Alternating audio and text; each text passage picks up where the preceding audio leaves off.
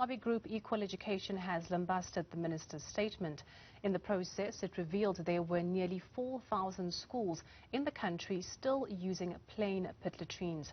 Equal Education's Elizabeth Viney joins us now to discuss the solutions to the dangers posed by these toilets. A very good afternoon to you, and thank you so much for joining us.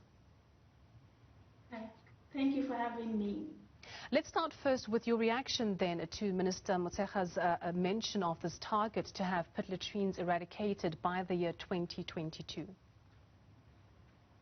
Well, I mean, it is a bit disconcerting considering that when the norms and standards for public school infrastructure was promulgated in 2013, we were expecting pit latrine toilets to be a thing of the past, I mean, as of 2016 already. So to have us saying that it is only going to be eradicated in 2022 is ridiculous, really, because we are very far behind. Learners are going to school every day, endangering their life. Teachers and educators are also expected to be using this kind of unsafe, unhygienic sanitations, and government keeps pushing the goalposts. They keep moving the goalposts further and further, and for us, when 2022 comes, it is most likely going to be another story that is going to be like, okay, we're going to move it to 2030 because we can't achieve what we have promised to. So the lack of political will to get rid of this unhygienic and unsafe structures in our public school systems is quite concerning for us, and we want to put more pressure on the government to do more, because there has to be a better way to address this situation. And how do you plan to actually put more pressure on the government? I mean, we as a movement-based youth organization, youth movement that is about education and advocacy, we get learners who are on the ground, who are experiencing this on a daily basis, to voice out their dissatisfaction, to point out things that are wrong in these systems. And so we advocate, we protest, we picket, we are advocating and lobbying the government to actually look at the situation on the ground, not just about what they are hearing in the newspapers, but they are actual learners who are experiencing this on a daily basis. And we also use strategic litigation to get the government to also pay attention to the plight of these learners in these marginalized schools.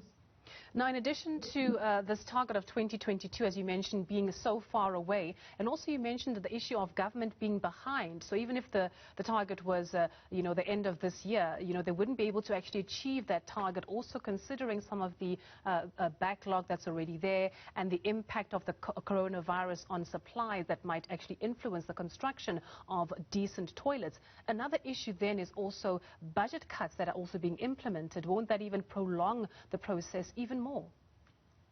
Yes, and that is a really big concern for us as Equal Education, because we are increasingly seeing the government austerity budgeting affecting the way infrastructure planning and delivery is being achieved in our communities. So more and more money is being cut from the education budget, more and more money is being moved away from the infrastructure budget and being reallocated or reprioritized to COVID response, which we understand that all these areas are important.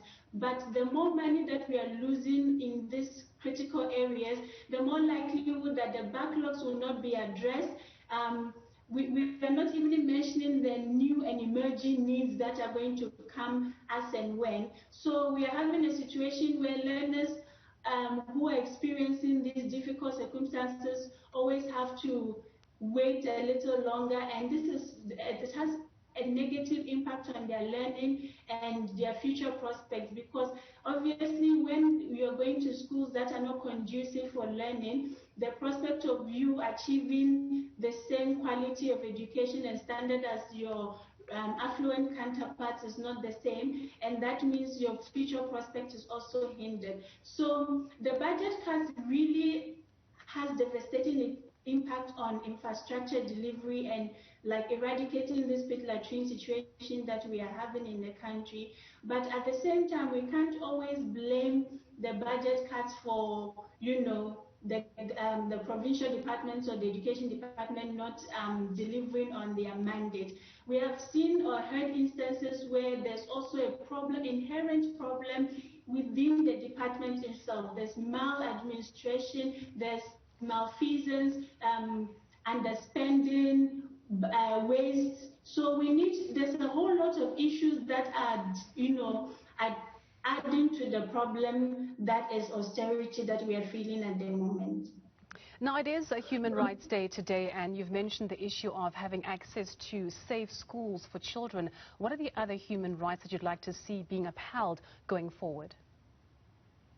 Well, recently with the issue that we are facing at Lututu Junior Secondary School, where a principal allegedly forced a student to dish out his cell phone from the pit latrine toilet. So this issue or this case actually raises a very important thing that we need to address, and that is the safety of our learners as well. So the infrastructure issues, it encompasses a whole lot of other human rights: the right to education, right to equality, right to dignity, and safety. How learners are experiencing the school environment. Is it safe? Is it conducive? Are there perimeter fencing around their schools? Can they trust the environment to nurture their learning and to bring out the best in them and to foster that kind of creativity that schools are meant to? So infrastructure speaks to a whole lot of other, it touches on different human rights issues, not just education. It is a whole encompassing issue of the person, the personhood, the dignity of that person, and the equality and the way they enjoy their citizenship as South Africa. Well, thank you so much for joining us this afternoon and for sharing those insights with us. That was Equal Education's Elizabeth Baini.